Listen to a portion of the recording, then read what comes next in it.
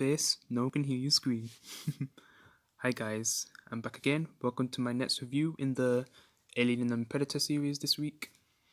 So I'm reviewing Alien 1979, the first Alien movie.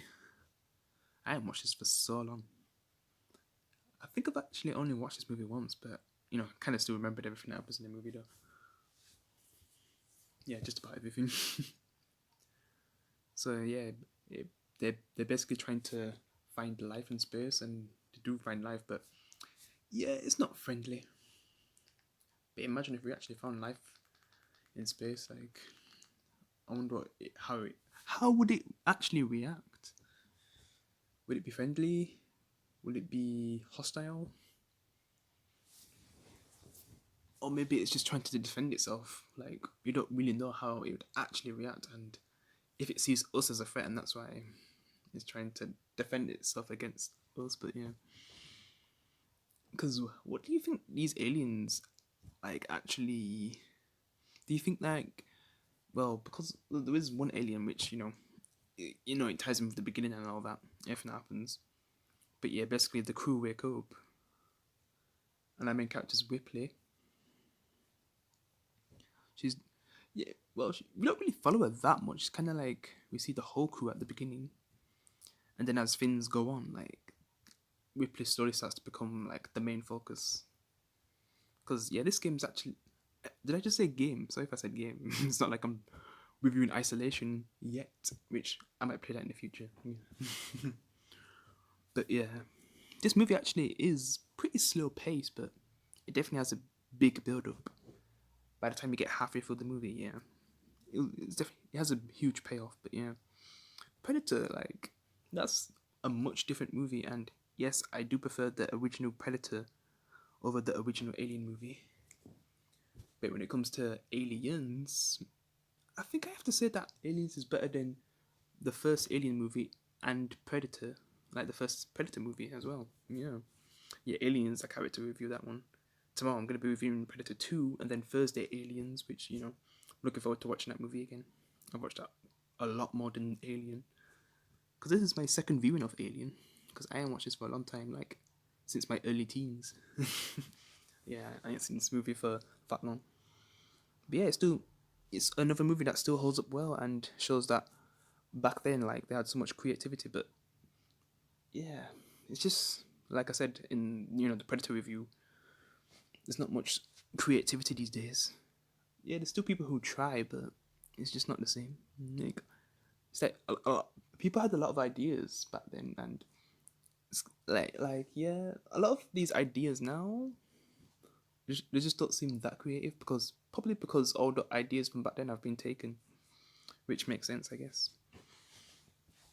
But it's hard to think of something truly new like what this movie did. And man, just the atmosphere and the slogan, "No one can hear you scream in space." In it, in space, no one can hear you scream. Sorry.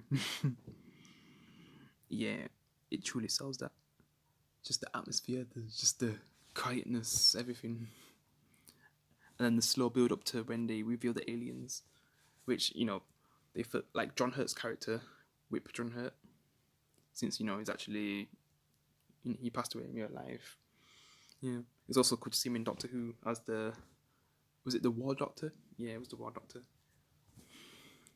Yeah, and he's in this movie as well. Basically, the guy in the top right picture. Yeah, he's kind of like the first death of the movie. And man, I don't know if a lot of you guys feel this, but when you see someone die in a movie, but then like they're actually dead in real life, sometimes it's kind of you know hard to watch those moments. And the way how he dies in this movie, because they basically discover life in this abandoned area, and then like one of the aliens jump. Well, it's basically that egg, that iconic egg. The first time we see the egg in this movie, then in the series, because it basically jumps on his face and it actually melts through his astronaut helmet and gets stuck to his face, which is just crazy. Because even when they take him back to the base, which Ripley's not letting the crew get back inside, because it's kind of against the law, like it's illegal. That's what they're saying. Yeah, but but the other person basically lets them in anyway.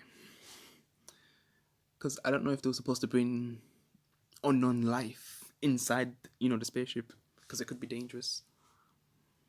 So yeah, there was definitely careful when they put him inside. And man, that has some pretty crazy acid because it was actually melting through the whole ship. It was going like down through a lot of levels. It eventually stopped because if that got too low, that'd be a problem. But yeah, it kind of showed how dangerous its blood is because that's its blood. Yeah, and it can melt through a lot of the ship. That's just crazy. But yeah, they had to keep it on his face for a bit until they put him in this thing. I'm not sure if it freezes it off his face or something like that. But what that alien thing was, that little alien pod thing, whatever you call it, those small ones, that hatch from those eggs. Yeah, it was basically laying something inside of him. And that, the small alien that, eventually bursts through his, body, which I remember seeing that for the first time. Yeah, that's a crazy scene. Oh yeah, and the practical effects. I forgot about the practical effects, like how good they are in this movie. They still hold up as well. And I was actually watching the remastered version. Yes, you can tell when they're using practical effects, but well, it is a movie, but it still holds up well to me. Yeah, it's still pretty good. Just the part when the alien comes out of John Hurt's body and it just like bzzz, just goes past everyone through the ship and all that. Like that. Yeah, I don't know. I've always laughed at that moment. Yeah, it's messed up when it's actually coming out of his body, but after it's out, like, and it just zooms by, like, I don't know. I just always laugh at that moment because I tend to like when people are showing it in their reviews. I always laugh because I've only seen this movie once, but I've seen that scene so many times. Yeah. But yeah, I guess the aliens basically get inside the ship because there's the bigger one which you see on the right. That it can't be that alien. That's a different alien, right? The small one that burst out of John Hurt's body. Because there's no way it can go that fast. But yeah, I'm not exactly sure because I've only ever seen this movie once. I've seen Aliens a few times, and then the third one once. You know, most people are not a big fan of that movie, but there are fans of it. And I'll talk more about that movie when I get to it, which it will be the last one I review because it's not a terrible movie. It's not, and especially after what comes afterwards. Yeah, with that fourth movie, Alien Resurrection. Jesus. But yeah, this was definitely a great start to the franchise. I definitely prefer Aliens since I said like Aliens is better than the original Aliens and the original Predator. Yeah, yeah, that was just such a good movie, and I just can't wait to rewatch that one. But yeah, like I said, this was definitely a good start to the franchise.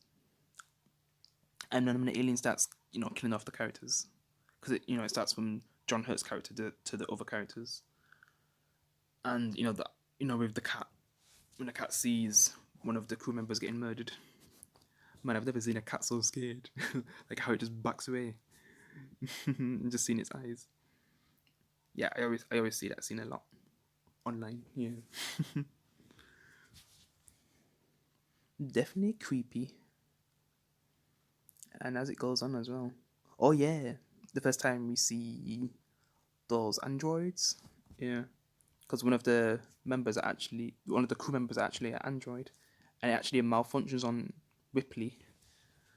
Yeah. That's another memorable scene. And some of her crew members help her when it attacks her. And then the practical effects afterwards, yeah, when its head gets ripped off and it's still talking. In the remaster, I can definitely tell when it's practical and when it's not practical because you can tell that that's not his real face, and then it switches to the real face. But it's an old movie anyway. But yeah, that's still a cool scene as well. And I guess they have robots in that time, whatever time period that's set. In this movie. And yeah, the first time you get to fully see the big alien, which is on the bottom right image. Yeah, that was a cool scene. Like, you could tell how scared she was, that crew member, and the other guy's just trying to tell her to move out of the way because I think he's trying to kill it, but she's not moving. And then it's getting like really close to her, so the other guy tries to attack it, but he dies. And then after he dies, like the alien goes for her, and then they're basically dead at that point. And then Ripley eventually finds what's left, and she just burns it all because it's a really disturbing moment. But yeah, you guys know what I'm talking about. And then after that, like Ripley's just trying to escape. It's all about survival at that point. And man, this is when I think, which moment's better? The moment when and I'm talking about from a different movie, Predator. And I'm talking about when Predator's trying to find Arnold, and Arnold's just getting ready to fight it. Like, is that showdown better than Ripley fighting the alien? Because Ripley's just she's trying to be very careful, and it's more of a closed area compared to a jungle where that he has more of a chance to survive. Because yes, they killed his friends, like they killed his whole unit. Not counting the girl, because she survives, but yeah, he still has a lot of areas to play around, and he can set traps and everything. But Ripley, like, it's very closed, and she has to be very careful and quiet. Otherwise, the alien will just get her, just like her crew mates. Yeah. So she had to plan things very carefully and very quietly as well. I guess you can say the same for Arnold. Like, if he slipped up once, like, he would have been dead. And I guess he realized how things work with the Predator, because he can't really see things that easily unless, because if you're camouflaged, and even if you're right in his view, but you're camouflaged well, like, he won't see you. But yeah, Ripley, the things she had to do, man. Yeah, she had that flamethrower as well, so she had a way to defend herself until she could get to the ship to escape, because the ship was gonna self-destruct. But then the alien, still gets on board of the evacuation pod or little ship, or whatever I should call it. And yeah, that's when it gets more. That's when the movie is just at its most intense. Because if Arnold, like, by the end, you knew that he was gonna survive this. You knew he was not gonna die. But with Ripley, like, damn, is she gonna make it out of this? When I first watched it for the first time, yeah, I wasn't sure. And back then, it's not like I watched bare movies where, the last person in the movie is most likely going to survive. Because there is a few movies when every character dies, but yeah, I was actually thinking that Alien was going to be one of them. But yeah, Ripley, a bit, like, thankfully makes it out, so she can be in the sequel and be more of a badass. Because yeah, that moment, and also she's like singing something. I don't know if it's like kind of something that kept her calm in that moment.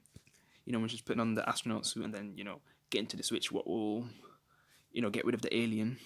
Because yeah, that was definitely an intense scene, and she was definitely feeling very intense in that moment. Yeah, that was a good scene. But yeah, she successfully gets it out of the spaceship, and then it kind of goes into the engine part. But then, like, she kind of presses the boost part, and then burns it, and it just flies away. Yeah, and it's a pretty satisfying ending to me. Also, did the alien kill the cat? I think it killed the cat. Yeah, because you see it get the cage, I think. But yeah, I'm pretty satisfied with the ending. She basically goes back in her sleeping pod, which, how that's where everyone walked up in the beginning. But she's the last one standing. And yep, that's how it ends for Ripley until Aliens, when she wakes up. And yeah, this is definitely a great movie that still holds up today. I definitely prefer Predator over this movie, but the sequel, yeah, it's better than both of these movies. It's better than both Alien and Predator. And I just can't wait to review that on Thursday. But I'm just going to be seeing what I think of Predator 2, these days because I haven't watched that for a long time as well. I think I watched it like once or twice. It's still an okay movie, an okay sequel. Obviously not better than the original, but it's okay, and it tries something different by putting the Predator in the city, but that kind of takes away some of what the original film had. And then the newest movie also brings the Predator back in the city, but yeah. And yeah, I can't wait to review Predators because that's aged well as well. But yeah, I guess I'll stop it here. It's definitely still a great movie to watch, and if you've never seen it, man, because you must know of Alien and the Predator.